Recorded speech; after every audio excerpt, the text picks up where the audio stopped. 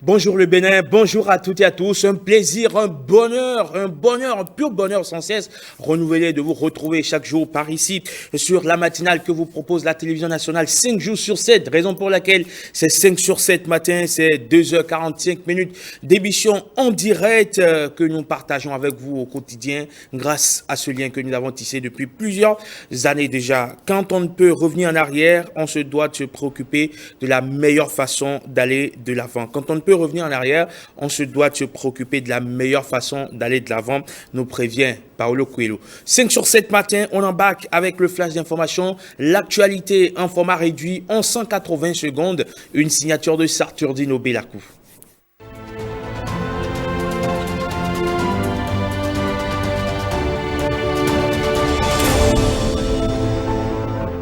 « 5 sur 7 matin, bonjour, bienvenue au flash d'information. Démarrons par le nouvel exploit de la douane béninoise. Les disciples de Saint-Mathieu ont réussi en quelques jours à intercepter des cargaisons de munitions, d'armes et d'autres objets suspects. Coup de filet réalisé au bout de 2 opérations dans les départements du Zoukoline et du Borgou à Libori. Les systèmes d'apprentissage dans l'économie informelle au cœur d'un atelier régional qui s'ouvre à Cotonou. Ce forum international d'acteurs d'une vingtaine de pays va se pencher sur les stratégies de renforcement des systèmes d'apprentissage dans l'économie informelle. Grande finalité, une meilleure inclusion de la jeunesse. 21 février 2023, la communauté internationale a célébré la journée mondiale des langues maternelles. Le thème de cette année fait focus sur l'éducation multilingue. Il interpelle les autorités en charge de l'éducation sur la nécessité de recourir aux langues maternelles pour promouvoir l'éducation pour tous.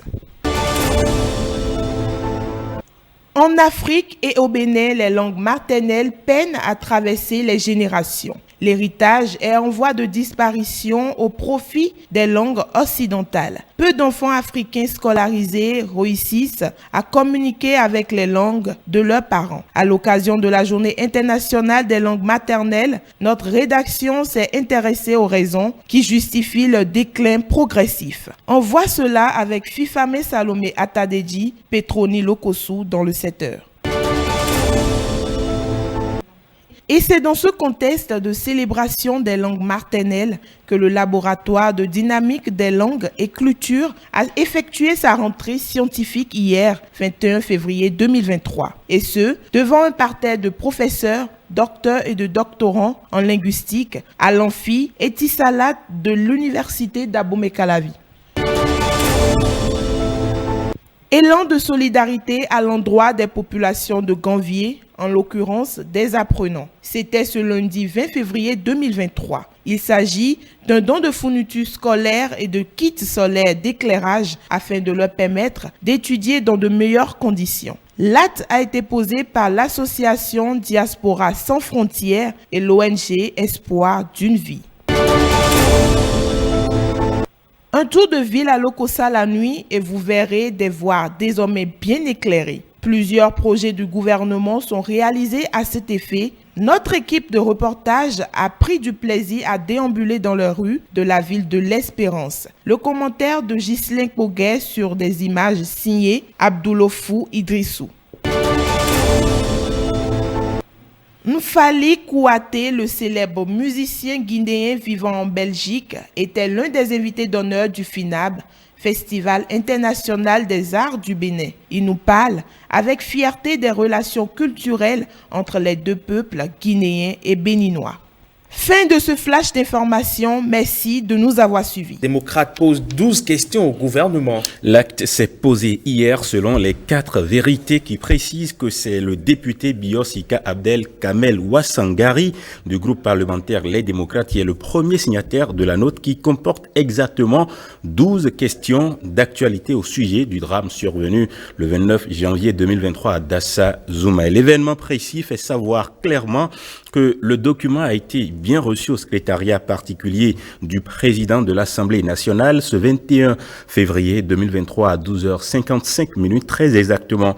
Quel est le bilan humain de ce drame à la date d'aujourd'hui? Quel groupement des sapeurs-pompiers est intervenu pour éteindre les flammes? La base des sapeurs-pompiers située à Dassazoumé avait-elle les moyens fonctionnels pour maîtriser promptement le feu? Pourquoi le gouvernement n'a pas fait l'option d'une évacuation sanitaire? Le plateau technique adéquat existe-t-il au Bénin pour prendre en charge les brûlés à ce degré? Voilà, entre autres, des questions posées au gouvernement talent.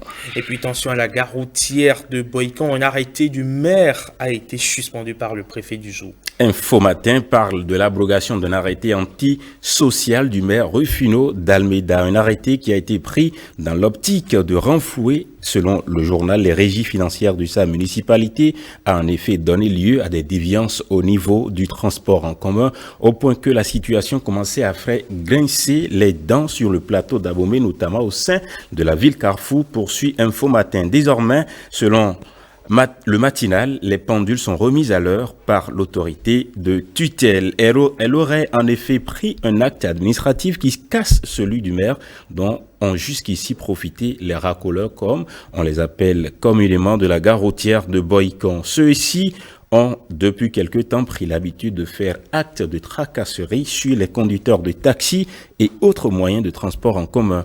Je n'ai fait que rappeler au maire de Boïkan que son arrêté est contraire aux nouvelles dispositions de la loi et ne peut donc plus fonctionner, déclare au quotidien le matinal le préfet du Zou. Si je vois que les décisions prises par un maire sont susceptibles de troubler la quiétude publique, je les suspends ou annule, les reprend conformément aux normes et les met en vigueur. C'est ce que j'ai fait en instruisant le maire de Boïkan pour lui indiquer comment les choses doivent se passer, entre autres les propos du préfet du Zou. Et puis chez le voisin du Nord, le voisin d'à côté, le Burkina Faso bien sûr, une nouvelle attaque fait 15 morts dans les rangs des soldats.